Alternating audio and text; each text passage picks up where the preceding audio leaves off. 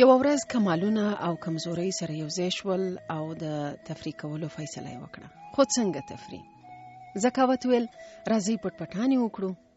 نور ومنله. لیونتوب سمدستي چغه کړه چې تاسو به پټېږئ، زه به مو پیدا کوم. څرنګه چې هیچا نه غوښتل چې په لیونتوب پسې وګرځي، نو د لیونتوب غوښتنه یې ومنله.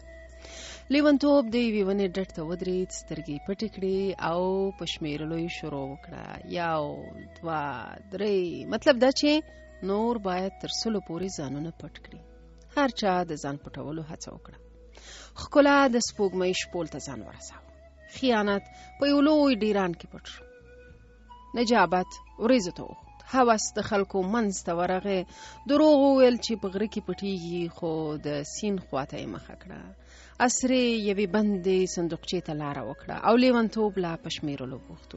1 2 په یوه ساه لګیا و. نور ټول پټ شوي مو پرته له مینې چې د آینې غوندې حیرانه ولاړه وه او نه پوهېده چې چېرته پټه شي. البته ګرامه نه وه، ځکه متل دی وایي چې یوه مینه نه پټېږي او بل وینه. لیونتوب 100 ته نږدې کېده. 6 9 9 8 9 او 100 لا نه ویلې چې مینې ناڅاپه د ګلاب بوټي ته منډه واخیسته، ځان یې پکې غلی کړ. لیونتوب چې 100 ویل، سترګې یې پرانیستې، چغه یې کړه اوس درپسې درځم، پیدا کوم مو. تر ټولو له مخه یې لټي ومونده، ځکه د ځان د پټولو تکلیف یې نه و ایستلی. بیا یې ښکلا ولیده چې د سپوږمۍ په شپول کې ځلېدله. دروغ یې د کوهي په تل کې، هوس یې د بني ادمانو په ګڼه کې، اسره یې په بنده صندوقچه کې. لنډه ده، ټول یې وموندل پرته له مینې. لیونتوب نږدې و چې د مینې له موندلو لاس واخلي. دغه وخت رخه د لیونتوب څنګ ته ورغله. په غوږ کې ورته وویل مینه د ګلاب په بوټي کې پټه ده. لیونتوب چې نور بې حوصلې شوی و، یو اوږد لرګی را واخیست، د ګلاب د بوټي منځ ته یې ورننه ایست چې که مینه پکې وي زر راووځي، ځنډ ونه کړي.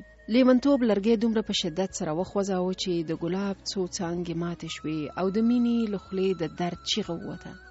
د مینې له لاسونو وینې بهېدلې او سترګو یې چې د ګلاب د ماتو څانګو اغزین پکې ننوتي وو، څه نسه یې کول، دا نوره نابینا شوې وه.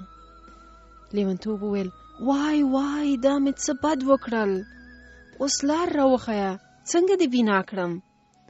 مینې ورته وویل نابینا نه بینا کېږي، خو که ښه راسره کوې ملګری مې شه، لارښود مې شه.